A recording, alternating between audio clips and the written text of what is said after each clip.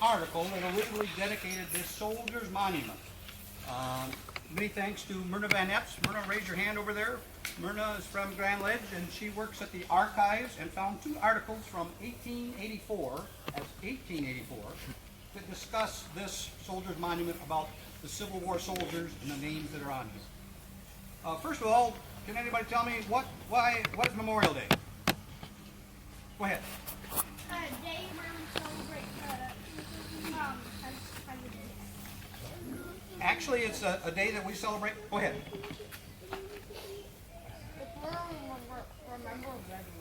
Remember the veterans that were killed in all our wars. Okay?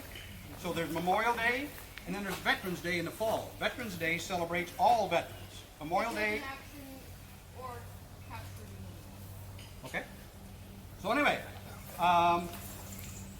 this monument was dedicated to the soldiers of the Civil War, the war between the northern and southern states regarding slavery. The war was from 1861 to 1865. More than 90,000 men from Michigan served in the Union in defense of the United States during the Civil War. Of those, 30,000 never returned home to our state, to their families, to their friends, and to their loved ones, having made the ultimate sacrifice, killed in action. Many lie in graves known but to God. Their comrades who did return were determined that their sacrifice would not be in vain. In 1866, the returning veterans organized the Grand Army of the Republic. You'll hear me say GAR in the future, Grand Army of the Republic, in order to preserve the memory of those to care for their widows, orphans, and to those born to the battle. The Grand Army of the Republic was the first truly national veterans organization in the country. Membership was limited to the veterans of the Civil War who served as soldiers, sailors, or Marines in the period of 1861 to 1865. Over 600,000 lives total were lost in the Civil War. Essex Township, which includes Maple Rapids and 36 square miles of surrounding area, lost at least 21 of the 38 men that are on this monument. There could have been 9 more. When they're remembering the people of the Civil War that died, sometimes they didn't use their, I won't say correct first name, like my great-grandfather was James Riley Ferguson. He never went by James Ferguson, he always went by Riley. So some of the folks up here, I'm sure, passed away in the war, but their names are a little bit different than what's on the monument. In 1860, Essex Township, this is just before the Civil War, had a population a little over 1,000 people. 1,000 people. In contrast to that, Clinton County, which has 16 townships, 16 times the space of Essex Township, had a population of 48,000 in 1970. And during the Vietnam War, we lost 14 men from Clinton County. Here, we lost at least 21, possibly 30 in the Civil War. So that gives you an idea how many sacrifices they had. Here is the article that Myrna found from the July 10th, 1884 Clinton Independent. Maple Rapids. The Soldiers Monument, which was unveiled at the Sowle Cemetery on Tuesday, July 1st, called together a very large crowd.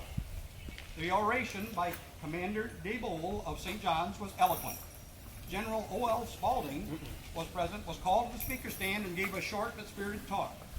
O.L. Spaulding was a brigadier general that served during the Civil War. He was from St. John's. He entered the Civil War as a second lieutenant and went up to the ranks, and when the Civil War ended, he was brigadier general. Mr. Lewis Bentley, to whose efforts the citizens of this township are indebted for such a beautiful monument, and who lost his only son, Marcus, who was a member of Company G, 5th Michigan Cavalry in the war, was master of ceremonies. The monument is about 12 feet high from the bottom to the base and was cut and lettered by the employees of the St. John's Marble Works. The foundation and block work was done by Dennis Wright of Maple Rapids, free of charge, and in behalf of the Billy B. Gold Post GAR, Grand Army of the Republic, of which he's a comrade. The monument is surrounded by surmounted by a large bronze eagle. The eagle is now gone. We don't know what happened to that. A gift from Governor Beagle and the members of the Billy B. Gold Post. Josiah Beagle was the 19th governor of Michigan. So this was kind of an important event. you had a brigadier general, you had a governor here, and a wonderful monument. The music for the occasion was furnished by the Maple Rapids Cornet Band. Quite a large force of old soldiers were present, including a delegation from the Charles Grissom Post of St. John's and a majority of the comrades of the Billy B. Gold Post. The day passed off pleasantly and will long be remembered by those present. Once again, I want to thank Myrna because I had been over in this cemetery, I don't know how many times, and walked by this and never knew what it was for. I hadn't stopped by to look at it. We've had a flagpole here for years. I'm sure that in the past people have put flags up for it, but lately we haven't. So at this time, I would like the scouts to raise the flag, and if we have a little luck, once you get it attached, we'll see if we can play Reveille. Reveille was what was played in the Civil War to muster the troops. Get you up in the morning, let's go, let's go, let's go. They didn't have their cell phone or anything to wake them up. When Reveille plays, they will raise the flag. Scouts, you can give your scout salute. All others, either put your hand over your heart, or if you're a veteran, please salute. Tell me when you're ready.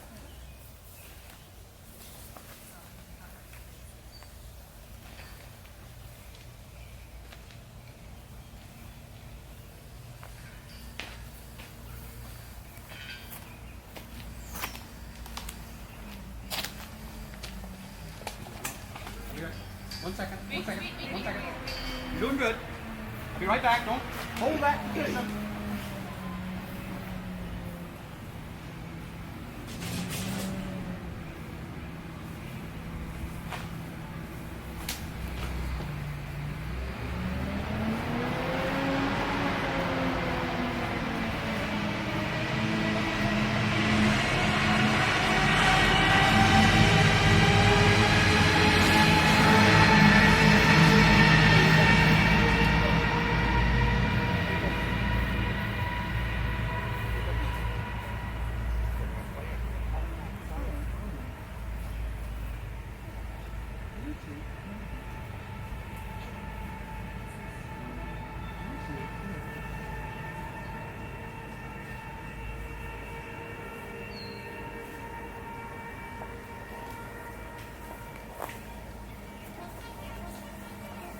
Okay.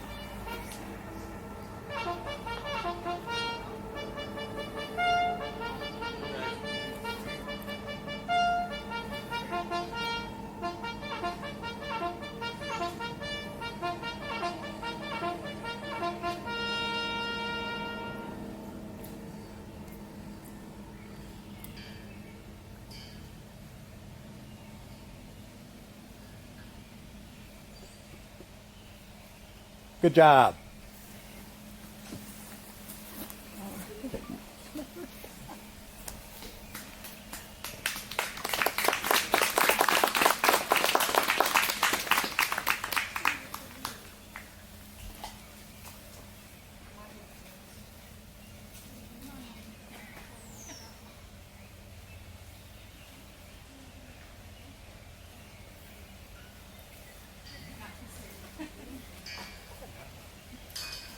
You're at the top.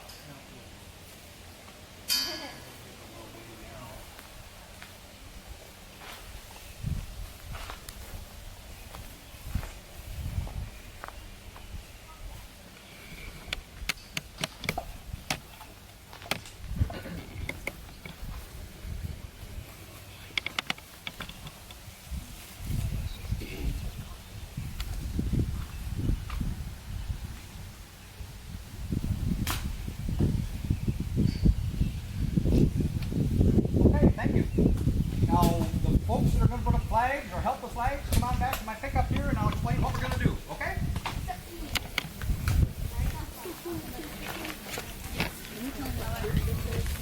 It's a pack 516. Yep. What we're going to look for are things that look like... So cool that you found that. And it was lucky. I was lucky. Yeah.